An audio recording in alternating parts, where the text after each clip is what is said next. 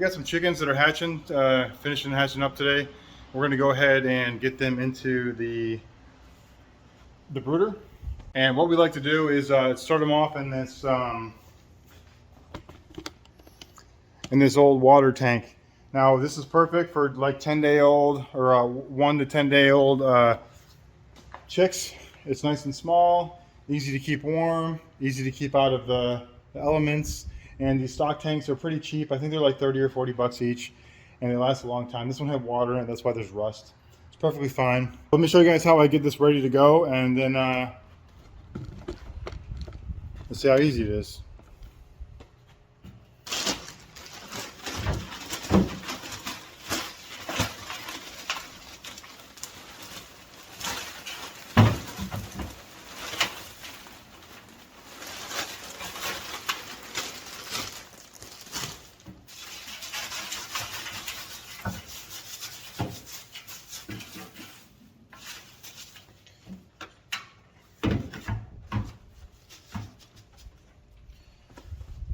All right, next is the feed in the water.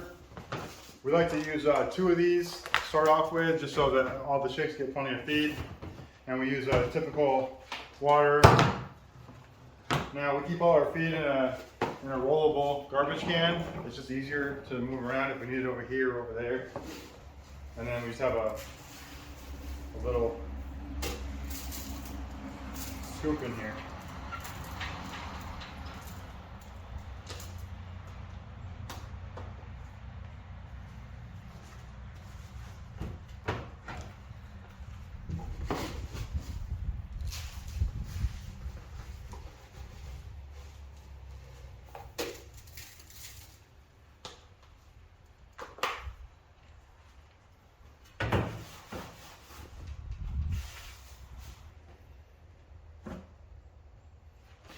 That's a typical setup for us for day oneers, I guess you'd call them, day old chicks.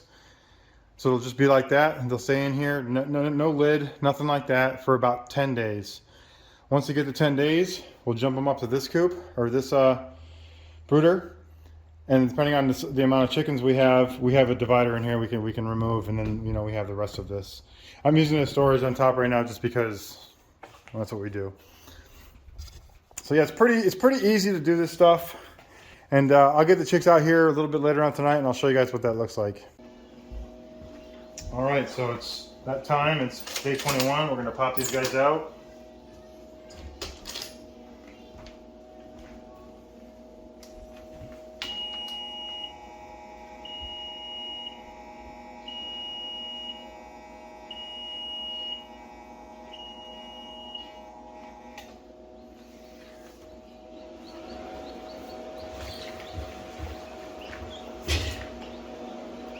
All right, I'm gonna count them up. We got some blacks and blues, and these are a couple splashes.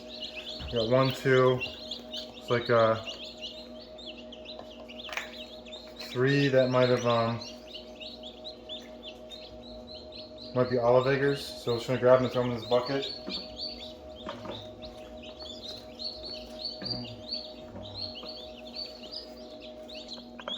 So there we go. I counted it, but I lost count. I think it was 18. This is pretty obvious, but you just dip their beak in the water so they know where the water's at. And then, dip their beak in the food as well so they kind of understand what food is. Generally, they're not going to eat food right away. They'll eat it after a day or so. But the water, it's good for them to know where it's at, because they need that right away.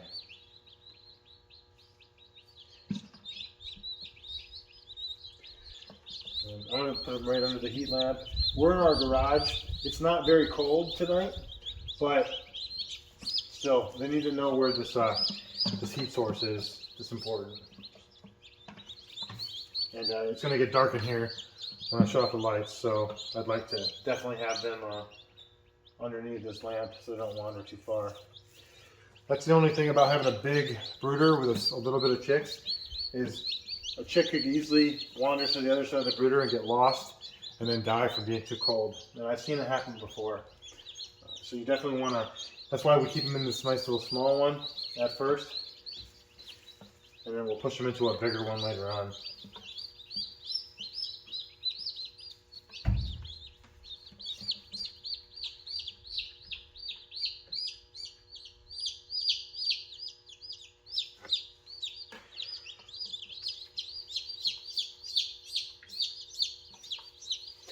So these are black copper marins and blue copper marins, mainly. I'm not sure if any of them are splashes. I didn't really like this little guy. It's probably an olive egger, but we'll see. Two of these guys are olive eggers so far that I know of. And I'll keep the eggs in the tray until they all hatch, so I can kind of get an idea of exactly what hatched versus what didn't. Again, like I said, it's really easy setting up a brooder. It's pretty inexpensive. All this stuff did cost money, but you know, once you have it forever type deal. And we use the heating pad or the heating trays versus the lights, just because it's safer. And those lights, they get really hot. So like a lot of times you'll come out here and all the chicks are away from the light because it's too hot. These things you can raise up and down, and you can't even burn yourself. You can put them on your hands and it's not that bad. All right, we'll see you tomorrow for an update. All right, so here they are. They're, you know, they're just kind of hanging out underneath that warmth. That's what they're gonna do. I'll lift it up and I'll show you.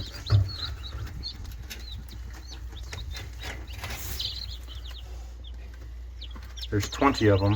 A couple olive eggers, 4 olive eggers total, and the rest are marins, mix of marins, either black copper or blue copper, it looks to be.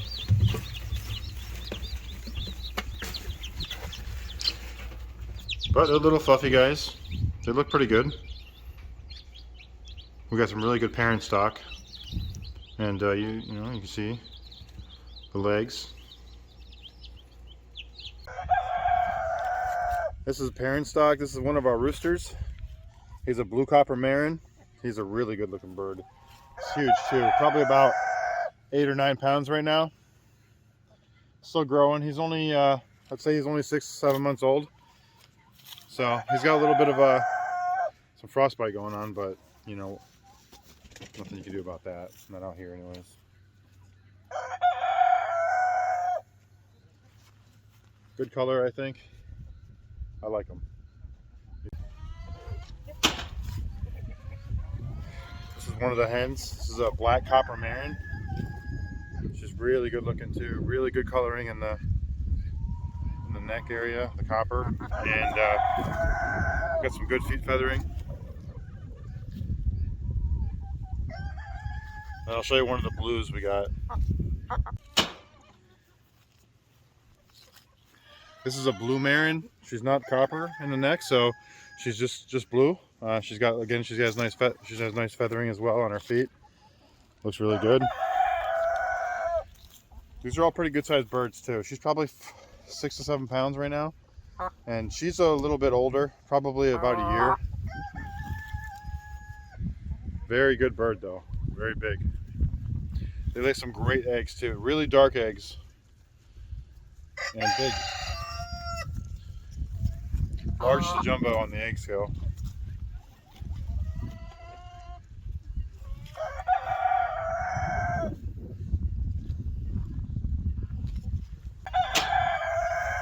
And then this is a splash. So if you cross a black and a blue, or 2 blues, you get blue black splash. And this is one of the ones you can get, and they look amazing. She has a little bit of copper in her. Not too much, but she's not perfect, but she looks good to me. Basically the same chicken, just different color. Good feathering on the feet. A little dirty, but good feathering. Same looking chicken, same size, similar egg color. Their egg color I find is a little bit lighter, but good looking birds. And you can get a good variety of these whenever you cross them together.